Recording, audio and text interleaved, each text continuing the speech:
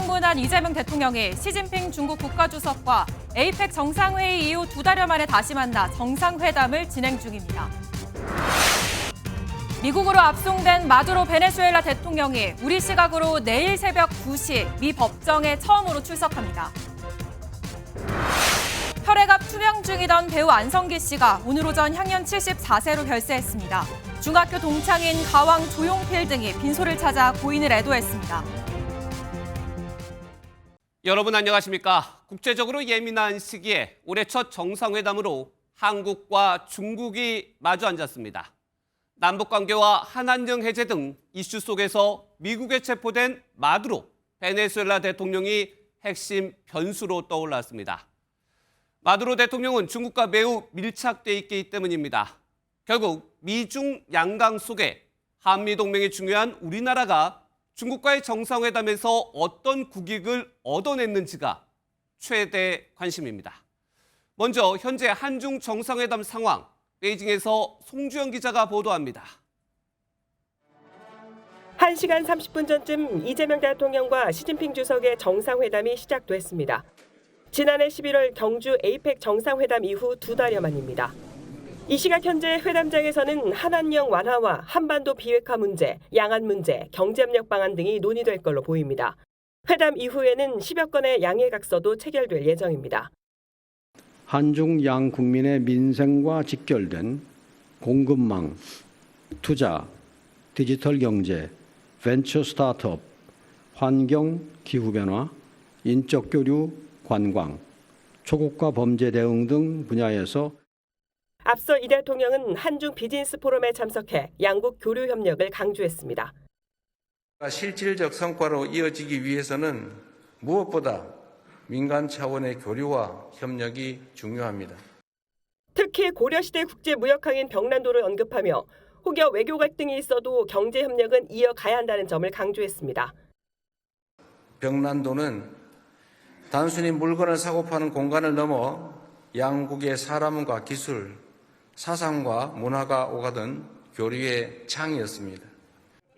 이 자리에는 이재용 삼성전자 회장 등 경제사절단이 대거 함께했습니다. 한중 정상회담 이후 이 대통령은 시진핑 주석과 국빈 만찬을 함께합니다. 이 대통령이 제시한 양국 협력 청사진, 벽난도 정신이 어느 정도 공감대를 이끌어낼지 관심입니다. 베이징에서 MBN 뉴스 송주영입니다. 보신 것처럼 한중 정상회담이 현재 한창 진행 중입니다. 중국은 이번 회담을 어떻게 보고 있을지 베이징 바로 연결해 보겠습니다. 김반준 특파원, 중국도 아직 정상회담 내용을 공개하지 않고 있나요? 네, 그렇습니다. 중국 정부도 차분하게 정상회담을 지켜보는 모습입니다. 보통 중국은 정상회담이 끝나고 나면 한두 시간 정도 문구를 정리한 뒤 공개해 왔는데 이번에도 비슷할 것으로 예상됩니다. 어제 이재명 대통령의 방중 소식을 실시간으로 전했던 중국 현지 매체들은 오늘도 관련한 보도를 쏟아냈습니다. 정상회담 내용이 아직 공개되지 않은 만큼 이번 회담이 한중 관계에 미치는 영향을 중심으로 한 보도를 이어갔습니다. 그런데 미국이 마두로 베네수엘라 대통령을 생포한 것이 이번 한중 정상회담의 변수로 떠올랐다는 분석입니다. 중국이 이번 사태에 대해 우리의 입장도 요구할까요? 말씀대로 중국은 미국의 마두로 축출을 두고 심기가 매우 불편한 기색이 역력해 보입니다. 중국 외교수장인 왕이 외교부장이 직접 나서 어떤 국가도 국제경찰이 될 수 없다고 비판했을 정도입니다. 다만 중국이 마두로 축출 사태를 한중 정상회담의 핵심 의제로 삼을 가능성은 크지 않다는 분석입니다. 한중 양국에 직접 관계가 없는 사안인데다 좋은 분위기에서 진행되는 정상회담 자리에서 굳이 이 얘기를 꺼내 우리를 불편하게 만들진 않을 것으로 예상됩니다. 그럼에도 중국이 언급을 한다면 원론적인 입장, 그러니까 미국이 국제사회의 다자질서를 해치고 있다 수준으로 얘기할 것으로 보이는데요. 그렇다면 우리도 베네수엘라 국민의 안전이 최우선이다 정도의 원론적인 답변만 하면 되기 때문에 큰 문제가 될 것 같지는 않습니다. 정상회담장에서 실제 어떤 이야기가 오갔을지는 잠시 뒤면 확인할 수 있을 것으로 보입니다. 지금까지 베이징에서 전해드렸습니다. 이처럼 한중 정상회담에까지 영향을 미친 마두로 베네수엘라 대통령은 우리 시각으로 내일 새벽 2시에 뉴욕 재판정의 모습을 드러냅니다. 트럼프 대통령의 2차 공습 경고에 저항하던 로드리게스 부통령도 입장을 받고 미국의 협력을 요청하며 사실상 머리를 조아렸습니다. 시시각각 변하는 베네수엘라 정국. 먼저 워싱턴 강영구 특파원입니다. 미국이 내일 마두로 베네수엘라 대통령 부부를 법정에 세웁니다. 뉴욕 맨해튼에 있는 남부연방지방법원에 출석해 기소 인정 여부 절차를 밟습니다. 미 법무부는 마두로 대통령에게 마약 테러리즘과 불법 무기 소지 등 4개 혐의를 적용했습니다. 모든 혐의가 유죄로 인정되면 마두로 대통령은 사실상 종신형이 선고될 가능성이 큽니다. 또 마두로 대통령의 부인과 아들, 베네수엘라 내무장관 등 가족과 핵심 측근도 기소 대상에 추가됐습니다. 베네수엘라를 향한 트럼프 대통령의 압박 수위도 높아지고 있습니다. 현재 미국이 베네수엘라 국정을 책임지고 있다며 협조하지 않을 경우 2차 군사 행동에 나설 수 있다고 공개 경고했습니다. The country is a mess. It's been horribly run. You know, we were ready for a second wave. We were all set to go, but we don't think we're going to need it. 항전 의지를 내비쳤던 로드리게스 부통령은 미국의 압박에 하루 만에 태도를 바꿨습니다.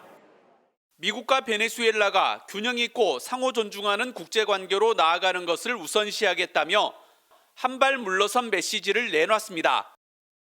베네수엘라 정권을 향한 메시지는 한층 더 직접적이고 강해지고 있습니다. 트럼프 대통령의 후속 조치가 주목됩니다. 워싱턴에서 MBN 뉴스 강영구입니다. 한바탕 폭풍이 지나간 베네수엘라 수도 카라카스에는 무거운 정막이 흘렀습니다. 주민들의 불안감도 여전합니다. 그 현장 분위기는 강재묵 기자가 전해드립니다. 대낮 시간임에도 불구하고 거리에서는 차량과 사람들이 모습을 감췄습니다. 가게들은 철문을 굳게 내린 채 영업을 멈추었습니다. 미국의 추가 공습 가능성이 언급되면서 불안감에 휩싸인 주민들은 아무렇지 않게 일상을 이어가기가 쉽지 않습니다. Estamos todos con esta incertidumbre a ver qué es lo que va a suceder, cuáles van a ser las directrices que van a haber, ¿no? Para poder continuar con la vida. 일부 마트와 식료품점으로는 사람들이 몰렸습니다. 혹시 모를 상황에 대비해 생필품을 사재기하러 나선 것입니다. 갑작스럽게 몰린 인파에 이용 인원을 제한해야 할 정도입니다. 10명이 나가면 10명이 들어가고 이런 식으로 불안감으로 인해 가지고 충동 구매라고 해야 되죠. 뭐 음식 사재기하고 뭐 휘발유 사재기하고 그런 상황입니다. 다른 한편에서는 마두로 대통령 지지자를 중심으로 한 시위도 벌어졌습니다.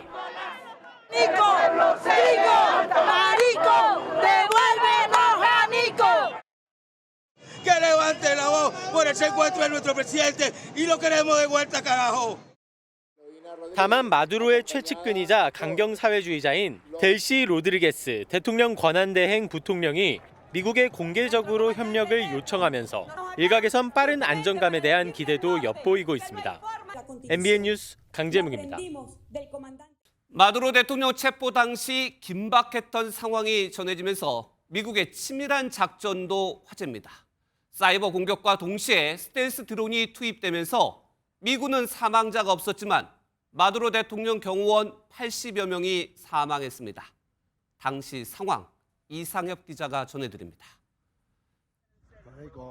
도시 한쪽은 불이 환히 켜졌지만 다른 한쪽은 정전돼 어둡습니다. 그런데 정전된 구역에서만 폭격으로 인한 폭발이 보입니다.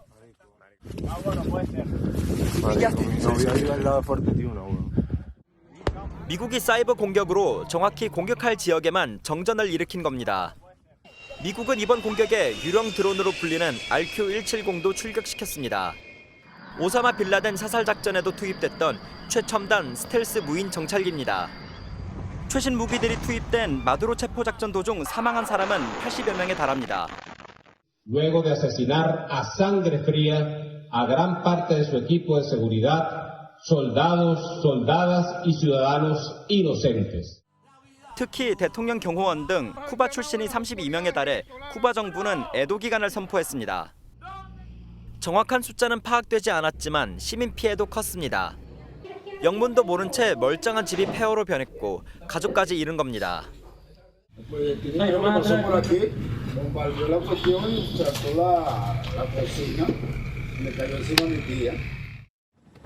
반면 미국 측 사망자는 한 명도 없었습니다. 사이버 작전에서 가장 뛰어난 국가 중 하나로 꼽히는 미국이 이번 작전으로 역량을 공개적으로 보여줬다는 분석입니다. MBN 뉴스 이상엽입니다. 트럼프 대통령의 핵심 지지층 마가에선 벌써부터 베네수엘라 다음을 예측하는 일까지 벌어졌습니다. 성조기로 뒤덮인 덴마크 영토인 그린란드 지도를 공개한 건데 어떤 의미일까요? 한여애 기자입니다. 성조기로 완전히 뒤덮인 그린란드 지도에 고시라는 문구가 적혀 있습니다. 트럼프 대통령의 최측근 스티븐 밀러 백악관 부비서실장의 아내이자 우파 팟캐스터인 KT 밀러가 SNS에 올린 글입니다. 미국이 마두로 베네수엘라 대통령을 체포한 지 불과 몇 시간 만입니다.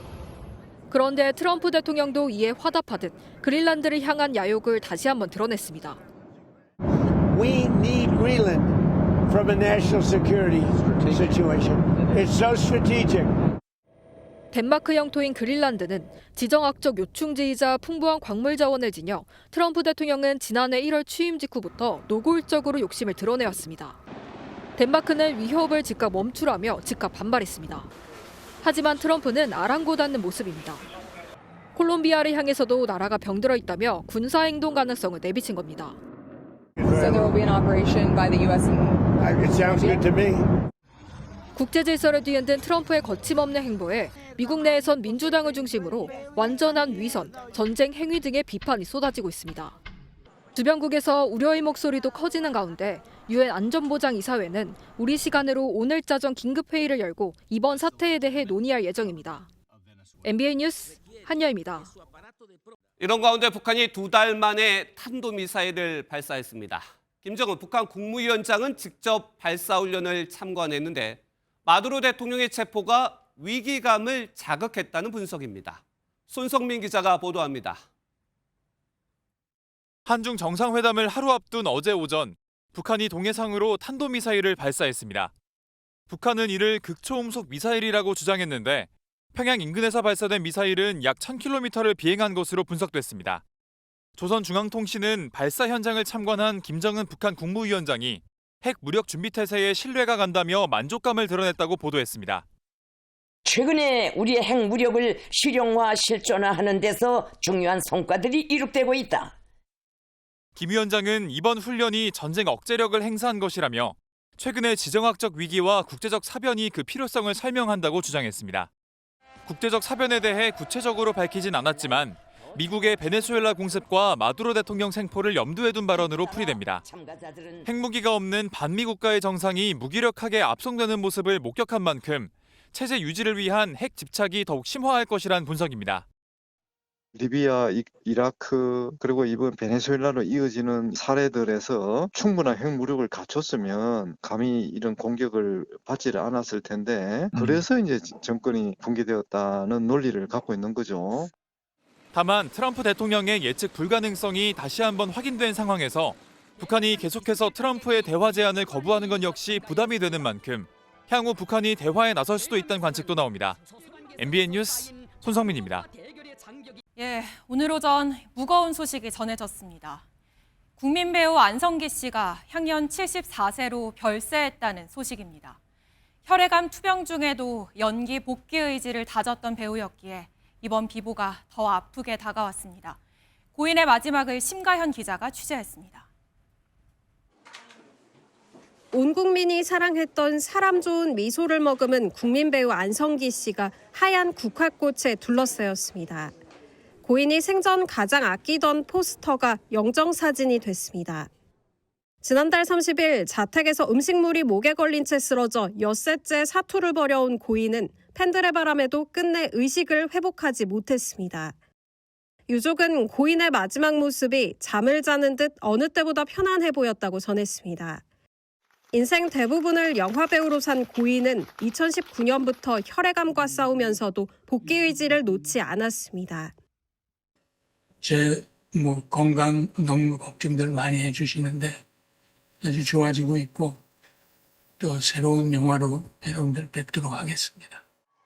거동이 쉽지 않던 와중에도 영화 행사에 빠짐없이 참석했고 늘 한국 영화 걱정이 앞섰습니다. 우리 영화와 영화인은 세계인의 주목을 받고 있습니다.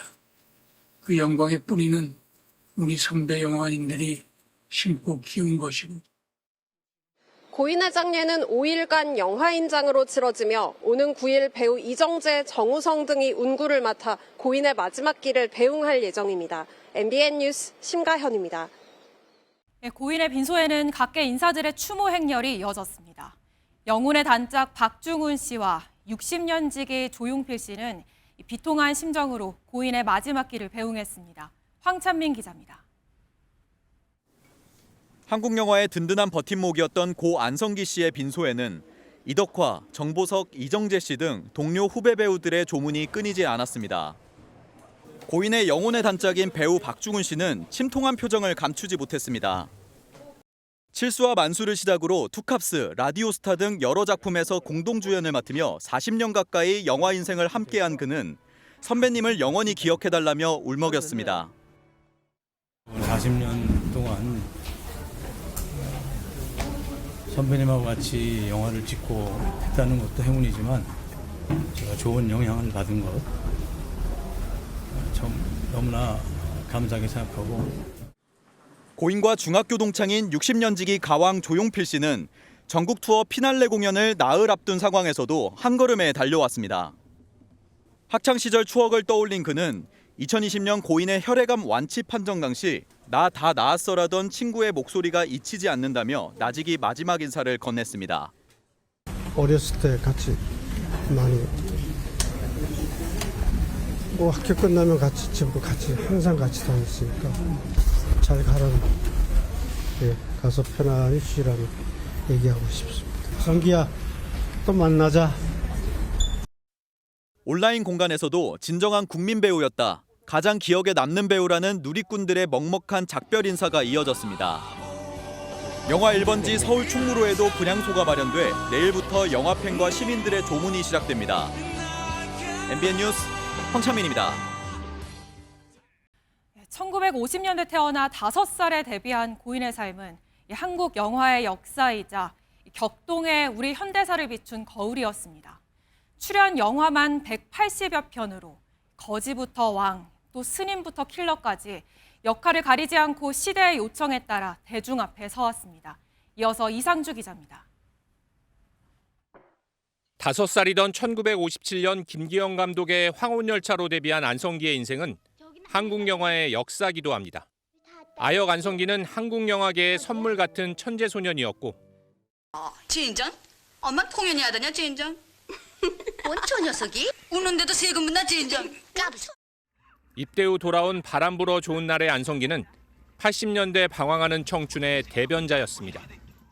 욕은 좀 빼고 말하시오. 말끝마다 새끼 했었게. 새끼 봐. 이젠 막 기어오르네.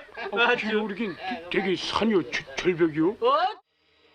임건택 감독의 만다라의 승려로 한국 영화를 세계에 알린 선구자였고 정지영 감독의 하얀 전쟁에서는 월남전 참전용사로 전쟁의 참혹함과 후유증이라는 메시지를 사회에 던지는 고발자였습니다.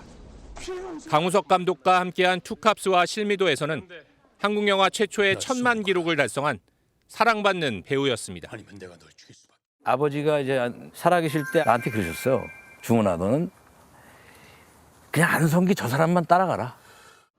TV 드라마 전성기 시절 90년대 인기와 돈을 쫓지 않고 영화를 지켰고 당대 최고 스크린 스타였음에도 어려운 한국 영화를 위해 출연료를 올리지 않았습니다. 이런 안성기에 대해 영화인들은 애정과 존경을 담아 안스타라고 불렀습니다. 전 국민을 팬으로 생각해 팬클럽이 없던 안스타. 180여 편의 영화에 출연했지만 최고작은 늘 다음 작품이라고 말하던 별 중에 별. 별은 말이지.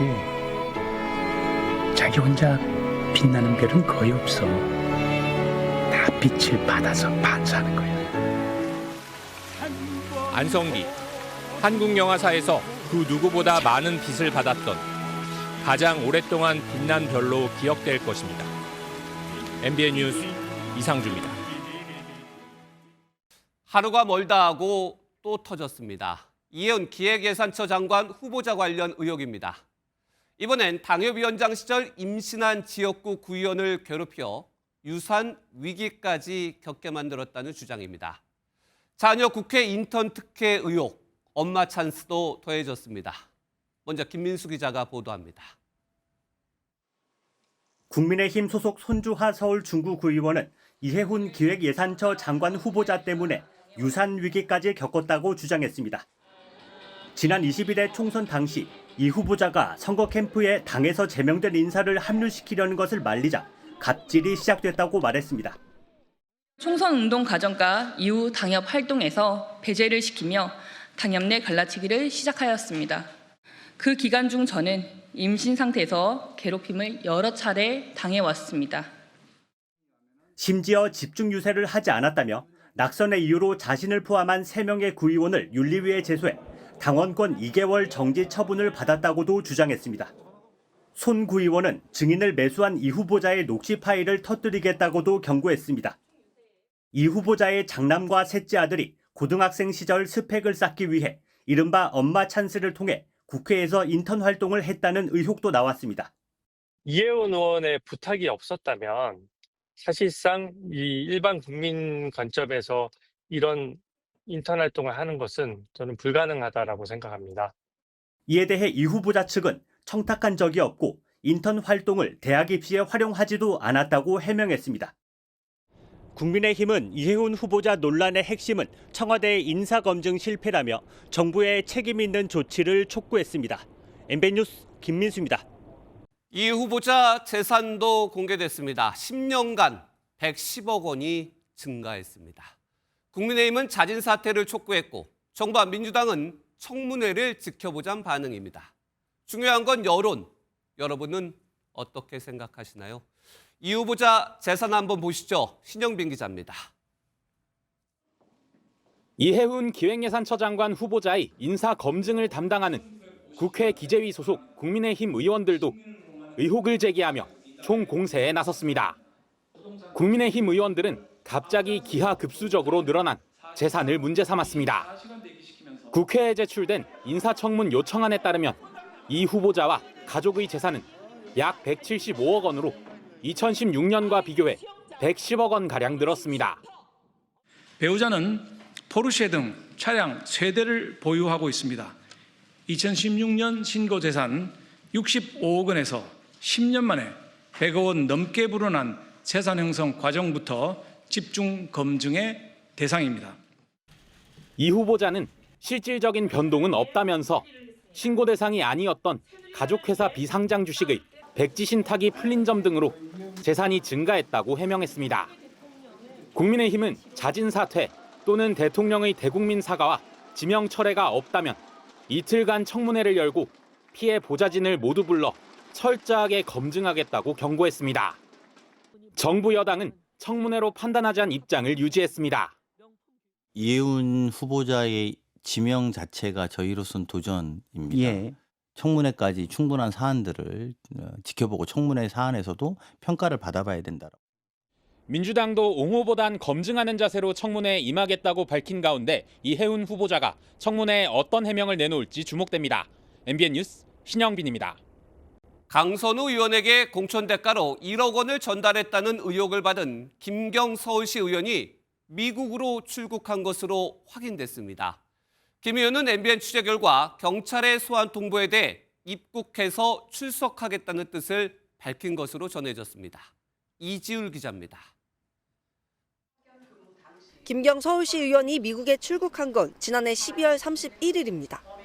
당시 김 의원은 미국에 체류하는 자녀를 만난다는 이유로 간 것으로 알려졌는데 회기 중이 아니었던 이유로 시의회에 보고할 의무는 없었던 것으로 전해졌습니다. 다만 출국 시점을 놓곤 도피성 출국이란 의혹도 나오고 있습니다. 자신을 수사해달라는 고발장이 접수된 뒤 곧바로 미국으로 건너갔기 때문입니다. 실제 김 의원은 지난 2022년 지방선거 전 당시 더불어민주당 서울시당 공천관리위원이었던 강선우 무소속 의원에게 1억 원을 전달했던 의혹의 당사자입니다. 결국 수사 차질에 대한 우려가 나오는 가운데 경찰은 우선 강 의원을 고발한 이상욱 정의당 강서구 위원장을 불러 조사했습니다. 의원직을 사퇴하고 이건 자연인 신분으로 수사를 받아야 함을 명확히 보여주는 일이라고 생각하고 MBN 취재 결과 경찰의 소환 통보를 받은 김 의원은 입국해서 조사를 받겠다는 취지로 답변한 것으로 나타났습니다. 경찰은 김 의원을 상대로 입국 시 통보 조치를 하고 귀국하는 대로 출국 금지 조치도 할 방침입니다. 만약 김경시 의원이 입국을 거부할 경우 경찰은 여권 무효화 조치를 취하고 신병 확보에 나설 예정입니다. MBN 뉴스 이주리입니다. 공천원금 수수 의혹에 연루된 민주당 김병기 의원은 오늘 시민단체에 의해 추가 고발됐습니다. 김현지 대통령실 부속실장도 고발 대상에 포함됐습니다. 정혜진 기자의 보도입니다. 김병기 민주당 의원이 받는 혐의는 모두 13가지로 늘어났습니다. 김 의원은 지난 2020년 총선을 앞두고 자신의 지역구인 동작구 전 의원들에게 각각 1,000만 원과 2,000만 원을 받았다가 돌려줬다는 의혹으로 오늘 추가 고발됐습니다. 오늘 시민단체는 김병기 의원을 비롯해 배우자 이모 씨와 전직 동작구 의원 2명을 고발했습니다. 특히 대통령실 김현지 제1부속실장이 처음으로 고발 대상에 올랐습니다. 당시 이재명 대통령실 보좌관이었던 김현지 실장이 공천비리 의혹과 관련된 탄원서 내용을 전달받았는데도 이를 무마했다는 의혹입니다. 김현지는 이 사건 탄원서를 전달받아 그 내용을 잘 인지하고 있음에도 불구하고 방조하였으므로 업무방해 방조 혐의에 죄책을 져야 마땅합니다.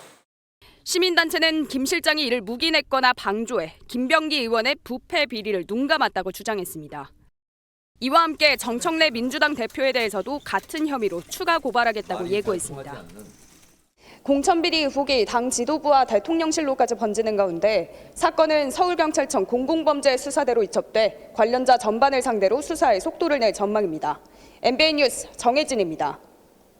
이에 대해 민주당은 김현지 실장이 당시 절차에 따라 김병기 의원에 대한 탄원서를 당 사무국에 전달했다며 문제가 없다는 입장입니다.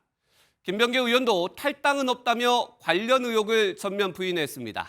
이어서 민지숙 기자입니다. 민주당은 김현지 부속실장이 김병기 의원의 금품 수수 의혹이 담긴 탄원서를 묵인하고 방조했다는 의혹에 대해 이렇게 반박했습니다. 김현지 보좌관은 이수진 전 의원의 투서를 당에 전달했습니다. 선거 사무 시스템과 절차에 따라 조치한 것입니다. 당시 당대표 보좌관이었던 김현지 실장이 당내 절차에 따라 탄원서를 당 사무국에 전달한 것을 확인했다는 겁니다. 그러면서 보좌진이 투서 내용을 토대로 공천에 개입했다면 그것이야말로 심각한 문제라고 반박했습니다.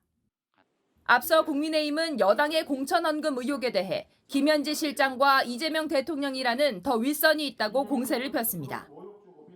분명 김병기 의원보다 더 힘이 센 윗선의 누군가일 것입니다.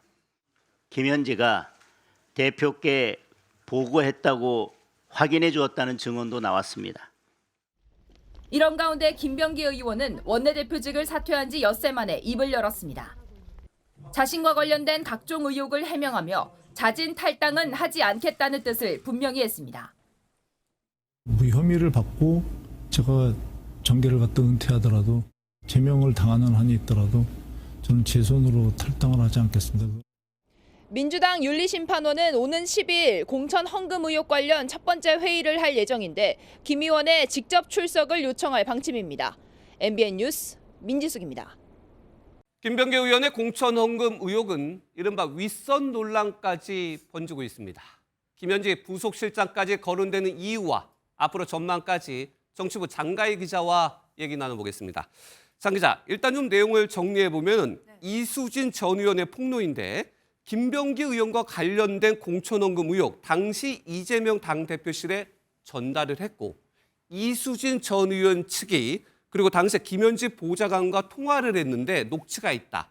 근데 이게 왜 공개가 안 되는 겁니까? 오늘 MBN이 이수진 의원과 통화를 해봤는데요. 녹취록에 어떤 내용이 있는지 물어보니까 이 전 의원 측이 김현지, 당시 이재명 대표 보좌관에게 탄원서가 잘 처리됐습니까? 라고 묻자 김 전 보좌관이 탄원서를 윤리감찰단으로 보고했다는 말이 담겼다고 합니다.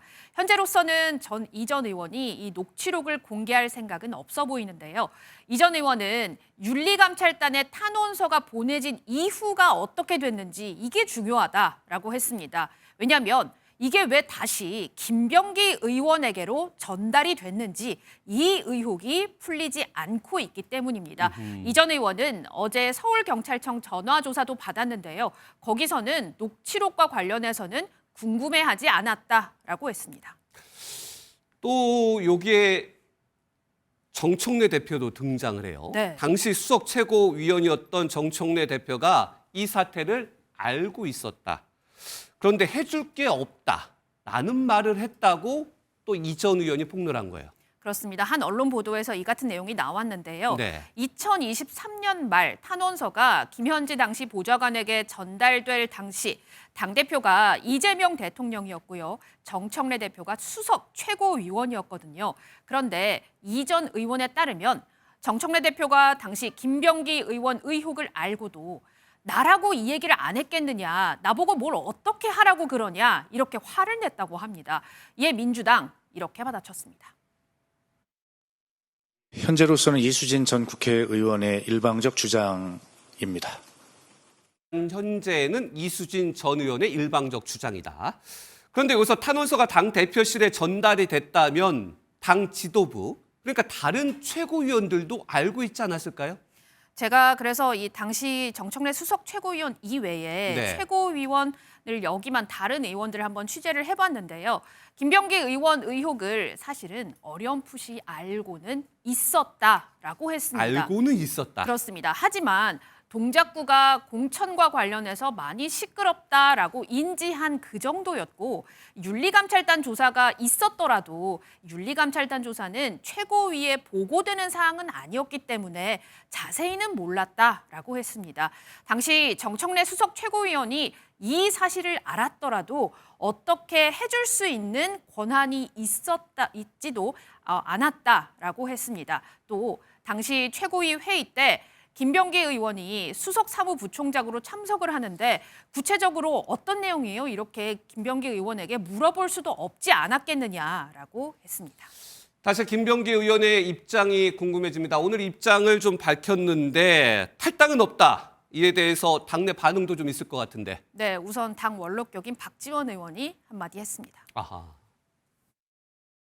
김병기 전 원내대표는 나는 아무런 문제가 없다라고 생각한다 하면은 이제 당이 결정할 때다. 감찰 결과를 보고 문제가 있다면 당에서 제명 등의 조치를 좀 취해야 한다는 겁니다. 전 지도부에 있었던 한 의원도요. 김 의원이 아무리 결백하다 해도 이제는 당을 위해서 탈당을 하고 자신의 의혹을 소명해야 하는 것 아닌가라고 했습니다. 네, 김병기 의원과 관련된 여러 가지 의혹들 여기까지 들어보겠습니다. 정치부 장가희 기자였습니다. 네, 사건 사고 소식으로 이어갑니다. 한밤중 무인 매장 기계를 뜯어 이렇게 현금을 훔쳐간 절도범이 바로 다음 날엔 금은방까지 털었습니다. 심지어 이 절도로 처벌받은 지 얼마 지나지 않은 시점에서 또다시 저지른 범행이었습니다. 조성우 기자의 단독 보도입니다. 서울의 한 무인 매장입니다. 인적이 끊긴 새벽 시간 한 남성이 매장 키오스크 틈새로 드라이버를 집어넣어 강제로 뜯어내려 합니다. 잘 열리지 않자 잠시 가게를 떠났던 남성은 20분 뒤 망치를 들고 다시 나타나 기어이 기계를 부수고 현금을 챙깁니다. 지난달 29일 새벽 4시쯤 20대 남성 A씨가 무인 매장 키오스크를 파손하고 현금 20만 원을 훔쳐 달아나는 모습입니다. 등굣길에 나섰던 초등학생들이 난장판이 된 매장을 주인에게 알렸던 것으로 나타났습니다. 너무 놀랬죠. 망치 같은 거 가져와서 막 뜯고 아침에 등굣길에 아이들이 가끔 들르는데 누가 뜯어간 것 같다 이렇게 얘기를 해줘서 알게 됐습니다. 드라이버와 망치로 강제로 틈을 벌려 뜯어낸 탓에 키오스크 기기는 이렇게 찌그러졌습니다. 그런데 A씨의 범행은 여기서 멈추지 않았습니다. 지난달 30일 새벽 3시 반쯤 공범과 함께 금은방에 침입해 170만 원 상당의 귀금속을 훔쳐 달아난 겁니다. 하지만 14시간 만에 추적에 나선 경찰에 붙잡혔는데 A씨는 형 집행 종료 3년 이내인 누범 기간에 범행했던 것으로 전해졌습니다. 경찰은 특수 절도 등의 혐의로 이들을 구속하고 정확한 사건 경위를 조사하고 있습니다. MBN 뉴스 조성우입니다. 어젯밤 용산의 한 철로 건널목에서 승용차와 열차가 충돌하는 사고가 났습니다. 사고 당시 이 차량의 운전자는 만취 상태였는데 다행히 인명피해는 없었습니다. 황지원 기자입니다. 늦은 밤 철로 한가운데에 승용차 한 대가 서 있습니다. 열차는 멈춰 있고 차량의 오른쪽 뒷부분은 완전히 부서져 있습니다. 어젯밤 11시 55분쯤 서울 용산구 서빙고의 건널목에서 승용차가 열차와 충돌하는 사고가 났습니다. 차량이 건널목을 지나다가 열차를 피하지 못하고 충돌한 겁니다. 그 건널목을 지나서 우회전을 해야 되는데 그냥 그게 길인 줄 알고 들어간 걸로 보였어요. 당시 차량은 이 차단기가 올라갔을 때 이 철로로 들어갔다가 차단기가 다시 내려오기 전에 이곳에서 빠져나가지 못한 걸로 전해졌습니다. 이 차량을 몬 20대 여성 운전자는 사고 당시 만취 상태였던 걸로 밝혀졌습니다. 음주 측정 결과 여성의 혈중 알코올 농도는 면허 취소 수준이었습니다. 구조는 아무래도 그 철도를 이렇게 가로질러서 가는 구조다 보니까 음주하시면 아무래도 인지력이 조금 떨어지잖아요. 그래서 다행히 인명피해는 없었지만 당시 열차에 타고 있던 승객 31명이 대피하는 소동이 벌어졌습니다. 지난해 6월 사고 장소에서 1km 정도 떨어진 이촌역 건널목에서도 비슷한 사고가 있었습니다.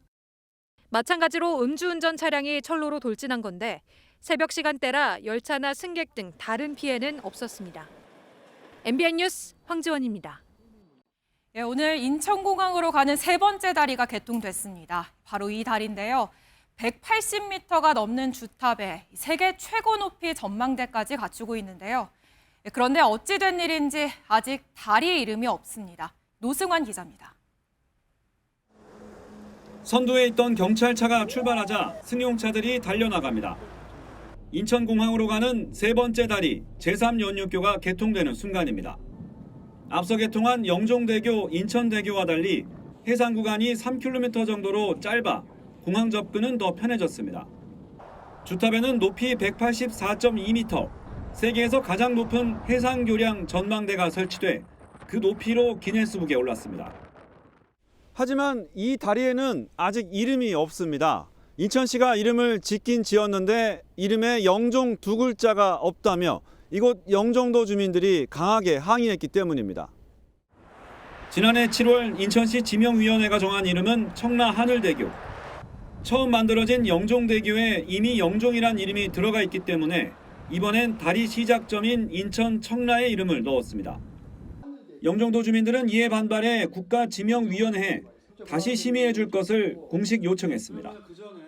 단순하게 온라인으로 선호조사하는 것은 우리는 불평등하다, 합리적이지도 않다, 그리고 합의 과정도 거치지 않았기 때문입니다. 이름을 아직 결정 못하는 바람에 기네스북에도 영종과 청라를 연결하는 교량이라고 이름 대신 설명만 올렸습니다. 일반적으로 명칭 재심의에는 적어도 몇 달이 걸립니다. 한동안 제3연륙교는 명패도 달지 못한 채 이름 없는 다리로 시민들을 맞게 됐습니다. MBN 뉴스 노승환입니다.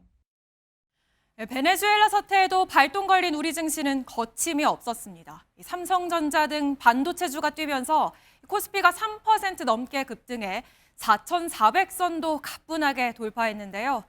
이런 분위기면 꿈의 5천 시대도 생각보다 빨리 오겠습니다. 장동건 기자입니다.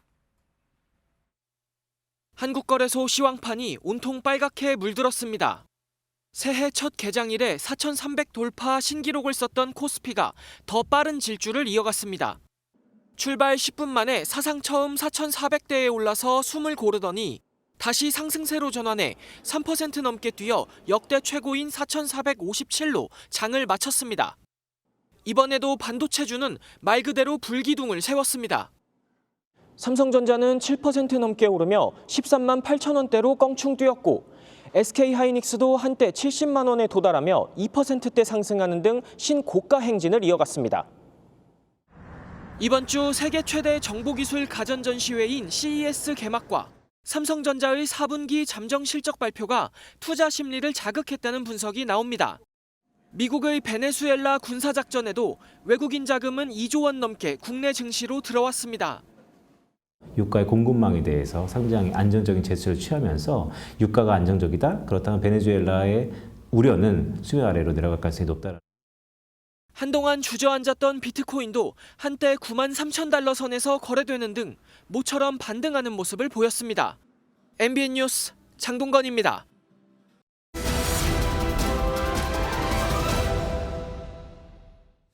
네, 한중 정상회담이 조금 전 끝났습니다. 90분 동안 이루어졌고 모두 발언도 공개가 됐습니다. 관련 내용을 바로 좀 정리를 해보겠습니다. 정치부 서남빛 기자 나와 있습니다. 성 기자, 조금 전에 끝난 내용 모두 발언이 공개됐습니까? 두 정상 예정했던 시간 1시간을 훌쩍 넘겨서 1시간 반가량 정상회담을 가졌습니다.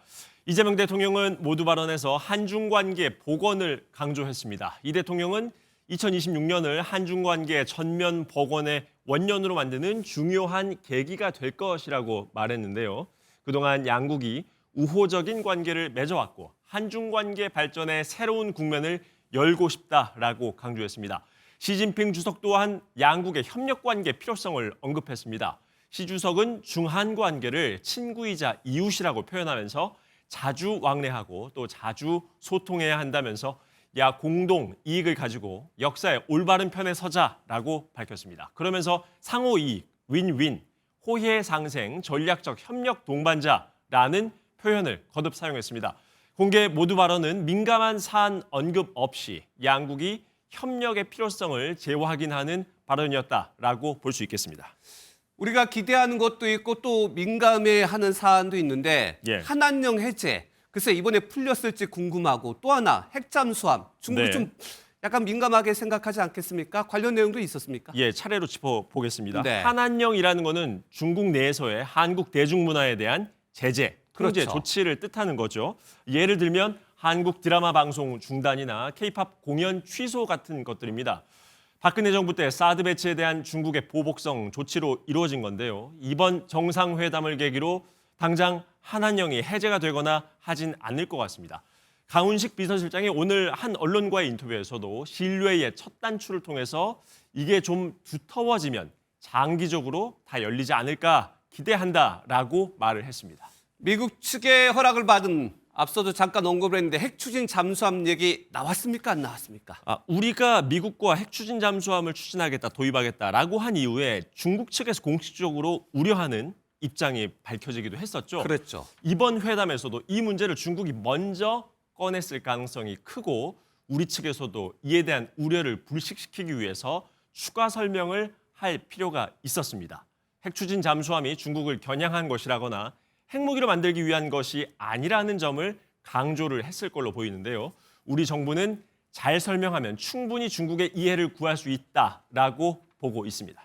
구체적인 언급이나 발언 내용은 아직 공개가 되지 않았군요. 그렇습니다. 공개 발언 이후에 비공개 회담이 이어졌는데 아직 비공개 회담에서 어떤 내용이 다뤄졌는지는 언론에 알려진 바가 없습니다. 국빈 방문이기 때문에 양국에서 어떤 선물을 주고 받았을지도 궁금한데요. 나온 내용들이 있습니까? 국빈 방문 때 가장 관심을 끄는 것 중에 하나죠. 바로 서로가 어떤 선물을 주고 받았느냐일 것입니다. 시 주석에게 줄 선물로 머리에 뿔이 나고 오색빛깔 털을 지닌 중국의 전설 속 동물 기린 그림과 용을 상징하는 골룡포 등을 준비했다고 합니다. 경주 에이펙 때 그림 기억이 나실 겁니다. 당시 트럼프 미국 대통령에겐 신라 금관 모형을, 시진핑 주석에겐 본비자 원목 바둑판과 나전 칠기 자개 쟁반을 전달을 했었죠. 두 정상 모두 당시 매우 흡족해했는데 이번에 어떤 서로의 선물을 주고받는지 또 하나의 관전 포인트라고 볼 수 있겠습니다. 네, 미국과 중국 각각의 또 정상들이 좋아하는 부분들이 있기 때문에 맞춰서 선물을 했을 것으로 기대가 됩니다. 지금까지 정치부 서남빛 기자였습니다. 우리 시간으로 수요일 미국 라스베이거스에서 세계 최대 IT 가전 전시회 CES 2016이 개막합니다. 전 세계 160여 개국 4,500여 개 기업이 모이는데 특히 중국은 20%가 넘는 940여 개 기업이 참여해 물량 공세를 예고하고 있습니다. 이번 CES 핵심 키워드는 AI와 로봇인데요. AI를 만나 더 똑똑해진 가전이 우리 일상을 어떻게 바꿔놓을지 김태일 기자가 현장에서 살펴봤습니다. 퇴근 후 집안으로 들어가는 상황을 가정해봤습니다. 이제 모든 집안일은 AI와 함께합니다. 식사 준비를 해야 하는데 냉장고 문을 여는 것조차 버거운 저녁 시간. 이때 명령은 사용자, 실행은 AI의 몫입니다. Open the left fridge door. AI는 음식 재료들의 유통기한도 알아서 체크해주고 밀폐 용기에 담겼더라도 카메라 눈을 통해 보고 정확하게 입력합니다. 식사 후 TV를 볼 시간. 갑자기 촬영지가 궁금한 찰나. Where does this movie take place? 음악 방송 시청 중 노래 가사는 빼고 음악만 듣고 싶을 때. Mute voice.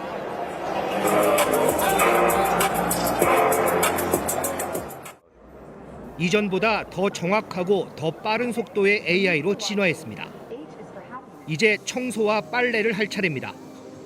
로봇 청소기는 피해야 할 곳을, 세탁기는 빨랫감의 종류를 스스로 파악해 작업을 수행합니다.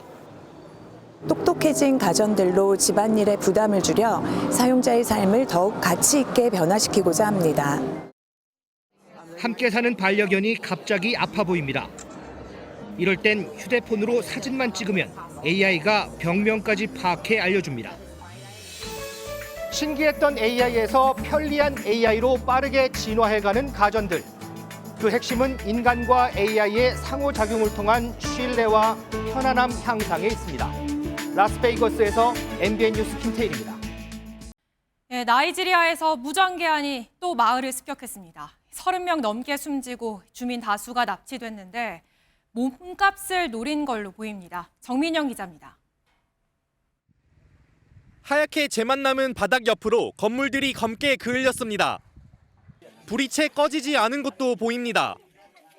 나이지리아 서부 나이저주에서 무장괴한의 무차별 공격으로 30여 명이 숨지고 주민 다수가 납치당했습니다.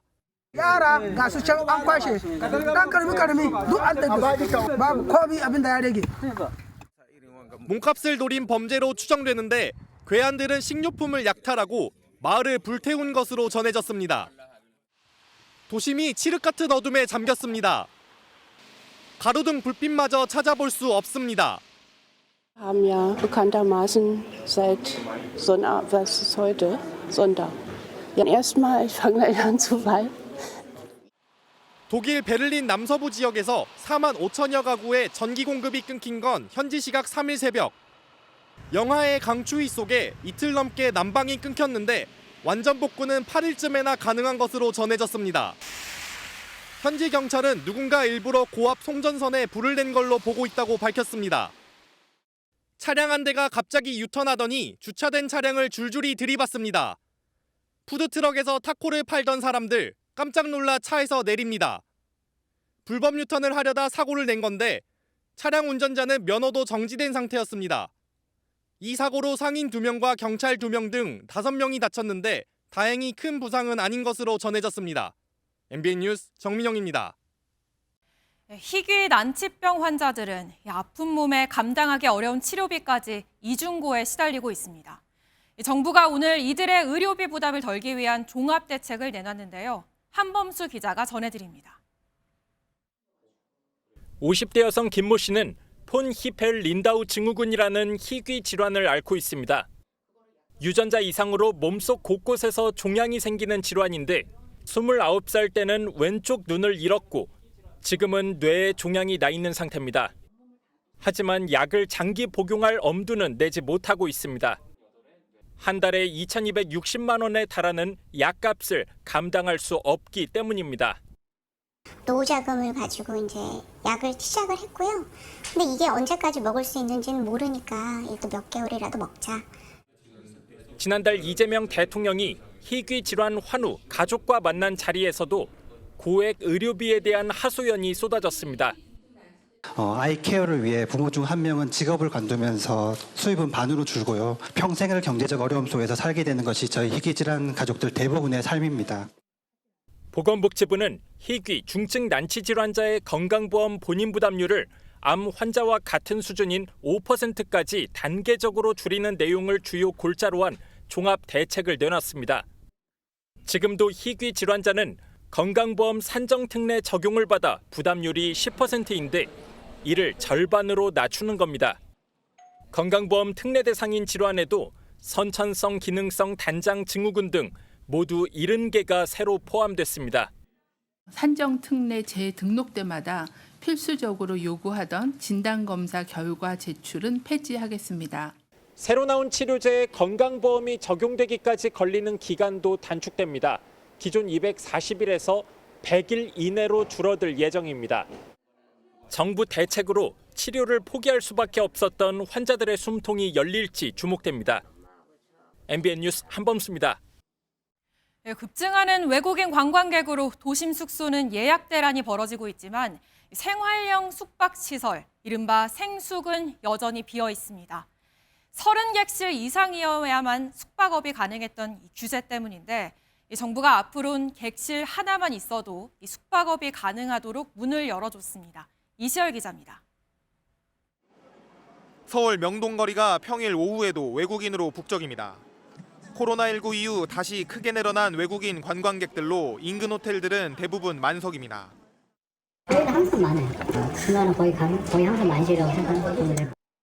도심 호텔 부족 문제를 해결하고자 2012년 일명 레지던스로 불리는 생활형 숙박시설이 도입됐지만 그동안 도움이 되지 않았습니다. 현행법상 30객실 이상만 숙박업 신고를 할 수 있어 사업자를 찾기 힘들었기 때문입니다. 곳곳에 생활형 숙박시설이 지어졌지만 텅 비어있거나 불법 영업이 빈번했는데 합법 운영의 길이 열렸습니다. 객실이 한 개만 있어도 에어비앤비 등 온라인 플랫폼을 활용해 숙박업을 할 수 있도록 규제를 풀어준 겁니다. 생활형 숙박시설의 규제 완화로 외국인 관광객들의 숙소 부족 문제도 어느 정도 해결될 것으로 보입니다. 투숙객 신원과 출입을 관리할 수 있으면 안내데스크 설치 의무도 면제합니다. 생숙을 분양받은 뒤 곤경에 처했던 소유주들은 환영의 뜻을 밝혔습니다. 1인 숙박업 하면 차라리 내가 그걸로 해서 그 숙박료라도 받을 수 있으니까 차라리 훨씬 낫죠. 국토교통부는 보건복지부와 세부 사항을 협의한 뒤 이르면 3월부터 완화된 기준을 적용할 방침입니다. MBN 뉴스 이시열입니다.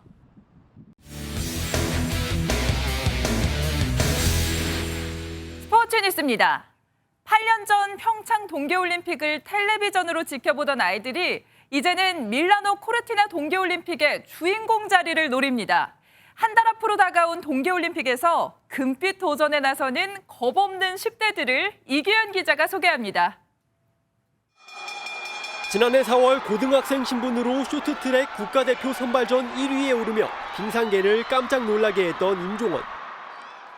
이후 성인 무대에서 금메달 행진을 이어간 임종원은 이제 가장 큰 무대인 올림픽에서 자신의 진가를 증명하겠다고 다짐했습니다. 올림픽을 준비할 경기들 다 마친 것 같고 이제 올림픽에서 좀 좋은 모습만 보여줄 일만 남은 것 같아요. 피겨 퀸 김연아를 보며 음반 위의 꿈을 키운 2008년생 신지아는 어느새 한국 피겨를 이끄는 주역이 됐습니다. 선발전에서 압도적인 연기로 우승을 차지한 신지아는 간절히 바라던 꿈의 무대 올림픽에서 전 세계를 감동시킬 연기를 예고했습니다. 연아쌤을 보면서 올림픽에 대한 꿈을 정말 많이 키웠던 것 같고 많은 관객분들한테 감동을 주는 연기를 보여드리고 싶고 3년 전 15살의 나이로 스노보드 성인 무대 최연소 우승을 차지한 천재 스노보더 최가온도 올림픽 시상대의 가장 높은 곳에 착지할 준비를 마쳤습니다. 지난달 2주 연속 월드컵 무대 정상에 선 최가온은 설상 종목 사상 첫 올림픽 금메달이라는 새 역사에 도전합니다. 평창올림픽을 보며 꿈을 키운 유망주에서 한국 동계 스포츠의 당당한 주역이 된 10대들이 세계를 깜짝 놀라게 할 금빛 도전에 나섭니다. MBN 뉴스 이규현입니다. 북미 아이스하키 리그 경기장에 형형색색의 인형 소나기가 쏟아졌습니다. 홈팀 허시베어스의 새해 첫 골이 터지면 팬들이 인형을 던져 자선단체에 기부하는 연례 행사인데요. 무려 8만여 개의 인형 더미에 선수들이 파묻힐 지경이네요. 스포츠 뉴스였습니다. 절기 소환인 오늘 평년 이맘때 날씨가 이어지며 심한 추위는 없었는데요. 내일 아침은 오늘보다 기온이 내려가 추워지겠습니다. 서울이 영하 6도, 파주 영하 11도, 철원은 영하 12도까지 떨어지겠습니다. 이번 한 주는 하루 건너 추위가 찾아오겠습니다. 모레는 서울의 아침 기온이 영하 1도로 기온이 반짝 오르겠지만 목요일에는 다시 영하 9도까지 뚝 떨어지겠습니다. 대기는 무척 건조합니다. 특히 건조 경보가 발효 중인 동해안을 중심으로는 내일 오후부터 강풍까지 더해지겠습니다. 산불 위험성이 큰 만큼 불씨 관리 철저히 하셔야겠습니다. 내일은 오전부터 전국의 하늘빛이 흐려지겠고요. 밤 사이에는 경기 북동부와 강원 내륙과 산지에 1cm 안팎의 눈이 예상됩니다. 내일 중부지방 아침 기온은 춘천이 영하 10도, 서울과 대전은 영하 6도까지 떨어지겠는데요. 낮에는 4도 안팎까지 올라 오늘보다 조금 높겠습니다. 남부지방도 전주의 아침 기온 영하 5도, 대구는 영하 4도로 오늘보다 춥겠습니다. 다가오는 금요일에는 중부지방에, 주말에는 대부분 지역에 비나 눈이 내리겠습니다. 날씨였습니다.